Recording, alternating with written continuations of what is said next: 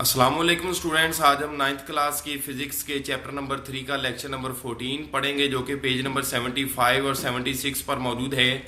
और आज के टॉपिक में फ्रिक्शन ही के बारे में कुछ बातें होंगी।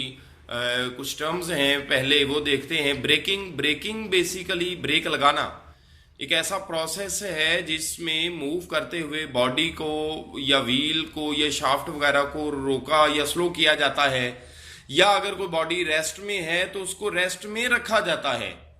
और आमतौर पर ब्रेकिंग जो है वो फ्रिक्शन की वजह से होती है। हम इसको डिफाइन यूं कर सकते हैं: द प्रोसेस ऑफ स्लोइंग और stopping a vehicle, wheel and shaft extra, और फॉर कीपिंग इट स्टेशनरी, कि किसी मूव करते हुए व्हीकल, व्हील या शाफ्ट को रोकना या स्लो करना, या कोई अगर मतलब रेस्ट में है बॉडी तो उसको रेस्ट में रखना, specially by means of friction, is called braking. खास तौर पर फ्रिक्शन की वजह से इसको हम ब्रेकिंग कहते हैं।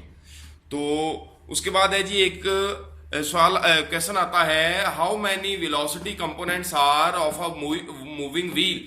जब कोई एक व्हील मूव कर रहा होता है तो उसकी वेलोसिटी के कितने कंपोनेंट्स होते हैं। तो या अब यूं कह लें कि जब कोई एक व्हील मूव कर रहा होता है तो वो कितनी टाइप की मोशन कर रहा है। तो बेसिकली जब एक एक व्हील मूव करता है तो दो टाइप की मोशन हो रही होती है। एक, वो व्हील अपने ही एक्सिस के गिर्द मूव कर रहा होता है, और दूसरा, वो व्हील जो है वो ऑन द रोड मूव कर रहा होता है। तो हम कह सकते हैं कि किसी भी व्हील की वेलोसिटी के दो कंपोनेंट्स होते हैं: motion of wheel along the road and rotation of the wheels about their axis. उसके बाद अगली टर्म है जी स्किडिंग। स्किडिंग मतलब फिसलना, यानी कि किसी बॉडी की, किसी व्हील की रोड पर मोशन जो है उसके बगैर, अगर कोई व्हील अपने एक्सिस के गिर्द रोटेट किए बगैर रोड पर मूव करता है, that is called skidding. The motion of a wheel without rolling is called skidding. Skidding के चांसेस को हम कैसे कम कर सकते हैं? How we can reduce the chance of skidding? Not to apply brakes too hard, कि अगर तेज गाड़ी, स्पेशली कीचड़ वाली स्लिपरी जगह पर जो ब्रेक्स हैं वो ज्यादा जोर से नहीं लगाने चाहिए। और it is unsafe to use worn out tyres, और घिसे पिटे टायर्स यूज करना ये भी अनसेफ होता है, क्योंकि घिसे पिटे टायर की फ्रिक्शन जो है वो कम होती है और स्किडिंग का चांस जो है वो ज्यादा हो जाता है। उसके बाद आता है जी फ्रिक्शन के एडवांटेजेस एंड डिसएडवांटेजेस। तो पहले एडवांटेजेस देखते हैं। We write with the help of friction. Friction की वजह से ही हम लिख सकते हैं किसी बोर्ड पे या किसी पेपर पे। We can not walk without friction. हम फ्रिक्शन के बगैर चल नहीं सकते, ये फ्रिक्शन का फायदा है। Birds could not fly without friction. Friction के बगैर परिंदे उड़ नहीं सकते। We can stop a moving body.